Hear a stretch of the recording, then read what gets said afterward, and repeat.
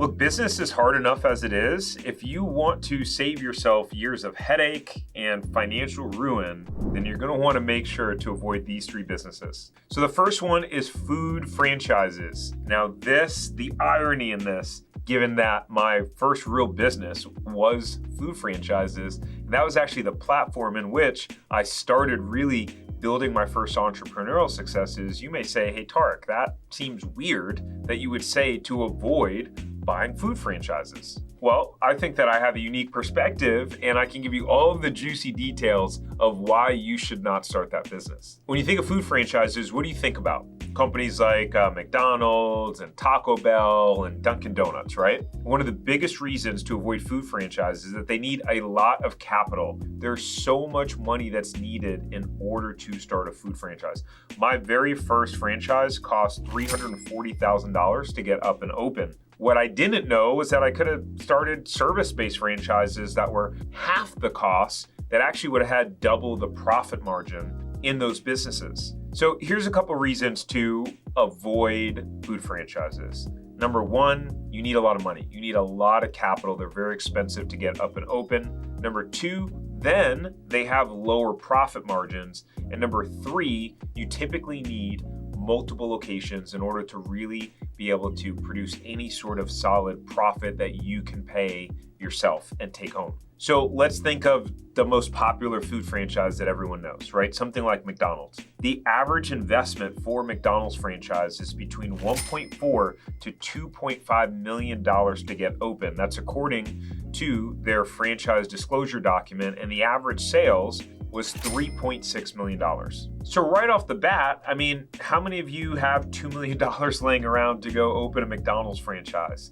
Now, yes, you would finance some of it and you would get a business loan for it, but it makes the idea of owning one of those just completely unrealistic. And a lot of the biggest names that you see in food franchising are very, very expensive. So what does that mean if it's costing you $1 million, $2 million to get up and open? You are taking a significant level of risk. Every entrepreneur will tell you that part of running and owning a successful business is you want to decrease your level of risk and increase your level of success or the probability of it as much as you can. And then you layer on the fact that these businesses have lower profit margins. It is known, well known, that food businesses and restaurants have profit margins between 5 to 10%. 5 to 10%. That's not a lot of money. So in that example of McDonald's and doing $3.6 million in sales, let's just run the math here real quick. Let's say that it is 10%. That is producing a 10% profit margin. That's $360,000 in profit. And then let's say that you now have a loan for $1.6 million. How did I come up with that? Well, because if it's $2 million on average to get that location up and running, typically you can get an SBA loan for many franchises or kind of brick and mortar businesses. And typically you can put 20% down and then finance the rest, right? So $2 million in startup costs, 20% is $400,000. That leaves you with $1.6 million loan. Well, guess what?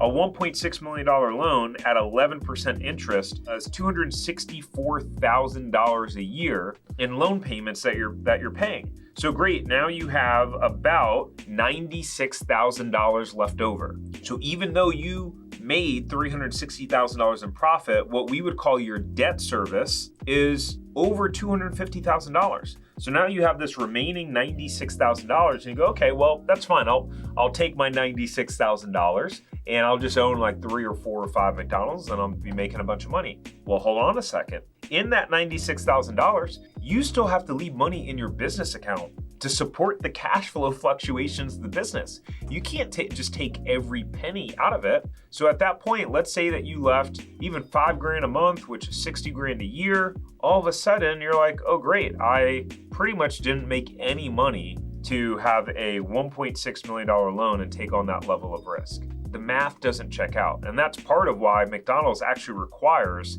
that you pay for half of your location in cash, because they know that unless you're putting in 50% in cash and then financing the remaining 50%, it's almost impossible for you to actually be able to pull money out of the business. So congratulations, you took a bunch of risk and you paid yourself nothing. Now, the other part about food franchises is that they take a long time to get up and open. So my first franchise, we actually signed a lease at a location that was a dirt lot. They had not even built the shopping center. We signed that in late 2015, and it took us 2.5 years to get open because they had to build the shopping center. Even if you're signing a lease in like a regular shopping center where you're just gonna build it out and make it look like your own spot, well, that process from when you sign your franchise agreement to when you get open is typically about 9 months to 1 year. Now, not all franchises are bad. Of course they're not. A lot of people know me as the franchise guy, and I'm the CEO and founder of a company called Franchise Empire. What most people don't know is there are actually 4,000 different franchise brands, and there are a lot of service-based brands with services that you probably see all the time or that you've used, and you just have no idea that these companies and that these brands are franchises. A lot of them you can get up and open for less than $300,000, which means putting in 20% is what, 60 grand? So for $60,000, if you can get access to that money, you could be opening up a business that potentially some of these franchises show profit margins of 33%. I made a video, I'll make sure we leave it in the description below, of a service-based franchise brand that showed in their disclosure document that they're required by law to file that they had profit margins of over 30%. And so to help you out, my gift to you is I actually put together a list of 5 low-cost franchises that all do over $1 million in sales. I'll make sure to leave the link below in the comments so that you can go access that. There's a whole PDF explaining the businesses, explaining their sales, their startup costs. So go ahead and grab it for free. All right, the second business to avoid is buying boring businesses. Well, but hold on, Tariq. I've been watching Cody Sanchez, and she says that boring businesses are one of the best businesses to start. I love the idea of owning a car wash or an ice machine or an HVAC company. Guys, okay, clearly buying a business could be a good opportunity. But what I would stay away from are those businesses that are being sold where the owner was heavily involved in the business and they know that business and that industry inside and out. Like, let me paint you a picture for a second. You have someone and they started a plumbing company 25 years ago, right? And they started out in that company as a plumber. And then they continued to grow as an entrepreneur, as a leader. And then they hired another plumber. And then they hired another plumber. And then they hired another plumber. And eventually they got themselves to the point where they were no longer the plumber in the business. They were no longer doing the work. They've now built this whole team and they've got, 25 employees and they're doing, $2.5 million in revenue. But you have the owner that was able to grow that business because they know plumbing inside and out. They know how to recruit plumbers. They know how to talk to plumbers. They know how to tell if plumbers are going to be bad salespeople and aren't going to be able to close any jobs. They can test their technical knowledge, right? And so what happens is you have all these people right now that are getting so excited about the idea of buying a boring business that they have no idea about the industry, and they just think, hey, well, that business is profitable and there's some opportunities to make some improvements because you got someone who's been running it for 25 years and their branding looks a little dusty, their website looks a little bit dusty. I'm going to come in and I'm going to improve that. I'm going to have a manager that's going to run that business for me, and I'm going to be sipping Mai Tais on the beach, and I'm going to be all good, right? Because buying a boring business is the dream. That's the thing to do. Here's what's going to happen is you have so many people who are going to buy these sort of businesses with the intention to work less, with the intention to not master their craft. And what's going to happen is it's going to get themselves into trouble. The reason why that business was successful in the first place was because you had someone running and operating that business that knew it inside and out, and they weren't doing it for the money. They were doing it for the love of the business. They were doing it because they were a hard worker and they were someone who took pride in mastering their craft. Number 3 is MLM, multi-level marketing. All right, so MLM, if you aren't familiar, those are companies like Amway and Herbalife and USANA and all those different things. Now, to be fair, this is another one that I have experience in. Back when I was 18 years old, I got recruited into Amway, and I remember trying to build an Amway business. And then I got involved in a company called Primerica and Prepaid Legal, which is now Legal Shield.